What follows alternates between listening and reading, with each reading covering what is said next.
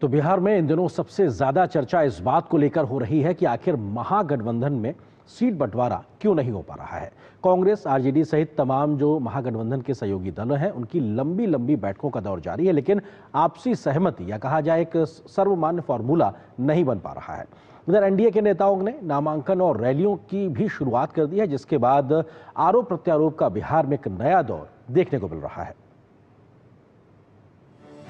बिहार में पहले चरण के मतदान के लिए कल आखिरी दिन है। महागठबंधन में सीट बंटवारे पर पेच अभी भी फंसा हुआ है। बीजेपी सहित एनडीए के सहयोगी दलों ने जोरदार प्रचार भी शुरू कर दिया है, जिसके लिए कई केंद्रीय मंत्रियों से लेकर एनडीए शासित राज्यों के मुख्यमंत्री भी बिहार में पहुंच रहे हैं। उत्तर प्रदेश के मुख्यमंत्री योगी आदित्यनाथ ने दानापुर और सहरसा में चुनावी रैलियां की तो महागठबंधन को निशाने पर लिया। तमाम केंद्रीय मंत्रियों ने भी बिहार के अलग अलग इलाकों में एनडीए प्रत्याशियों के लिए प्रचार किया तो महागठबंधन में सीट बंटवारे पर मचे सर फुटअव्वल पर सवाल खड़े किए। तीर्थ यात्रा में विदेश जाएंगे,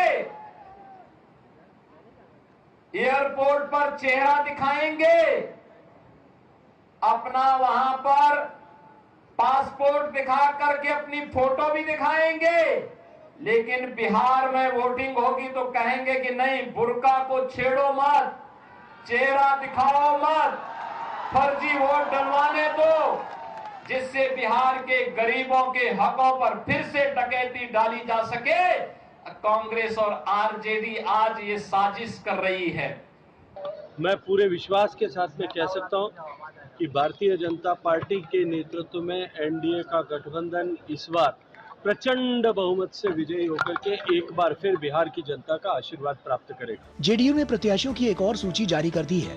उसके बाद जेडीयू के सभी 101 उम्मीदवारों के नामों का ऐलान हो गया है, तो वहीं बीजेपी ने भी अपने सभी 101 प्रत्याशियों का ऐलान कर दिया है। एनडीए नेताओं ने महागठबंधन में टिकट बेचने का आरोप लगाया है, तो महागठबंधन के नेता जल्द ही सीट बंटवारे की बात कह रहे हैं। कई बार जरूर होता है कि सबको अपनी अपनी बात रखने का लिए समय चाहिए होता है, तो चर्चा में समय लगता है। निश्चिंत रहिए, हमारे गठबंधन में कोई दिक्कत नहीं है, सब मिलकर हम चुनाव लड़ रहे हैं। कहीं कोई परेशानी नहीं है, महागठबंधन इंटैक्ट है और महागठबंधन के 243 सीटों पर उम्मीदवार होंगे। मुकेश सहनी जी के साथ अन्याय हो रहा है, क्योंकि मैं देख रहा हूं कि मुकेश सहनी जी का जो सम्मान एनडीए में था और आज जिस तरह से उनको डगरा का बैगन बना करके फेंकने का प्रयास किया जा रहा है, मुकेश सहनी का भी अपना एक सम्मान है। कांग्रेस और राजग अगर मुकेश सहनी का इस तरह का अगर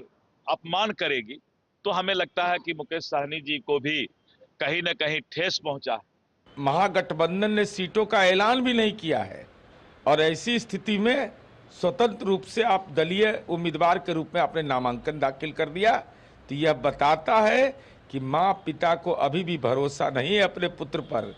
राजनीतिक ललबबुआ इनको अभी भी माना जा रहा है। महागठबंधन में सीट बंटवारे पर स्थिति स्पष्ट नहीं होने के चलते सहयोगी दलों के कार्यकर्ताओं का धैर्य जवाब देने लगा है। पटना एयरपोर्ट पर गुरुवार को कांग्रेस कार्यकर्ताओं के 2 गुटों में जमकर झड़प हुई, तो कई कार्यकर्ताओं ने टिकट बेचने का आरोप लगाया। तो इस घटना के बाद पुलिस ने कार्रवाई की बात कही है। जो 30 साल से हम लोग काम किए हैं, वहाँ पैसा लेकर के जब कृष्णा बल्लावारू को स्क्रीनिंग कमेटी नहीं बनानी चाहिए थी, यहाँ पर योजना बना करके जमीनी तौर पर टिकट नहीं दिया गया है। घटनाओं को पुनरावृत्ति न हो, उसको रोकने के लिए यहाँ पे विभिन्न हम लोग तैयारियां कर रहे हैं और जिस तरह से कल किया गया था वो अशोभनीय है और उसी को रोकने के लिए सारी तैयारियां की जा रही हैं। आप लोगों से भी अपील है कि डिसिप्लिन में रहें और नियमों का पालन करें। बिहार में सियासी घमासान के बीच एनडीए ने सीट बंटवारे, टिकट वितरण और चुनाव प्रचार के मोर्चे पर फिलहाल महागठबंधन पर बढ़त बना ली है। उधर महागठबंधन में मचे घमासान के बीच दलों के आपसी सहयोगी को लेकर खबरें भी सुर्खियां बन रही हैं और सीट बंटवारे पर हो रही देरी बिहार की जनता के मन में भी सवाल खड़े कर रही है। Bureau report, DD news. तो इस बीच एलजे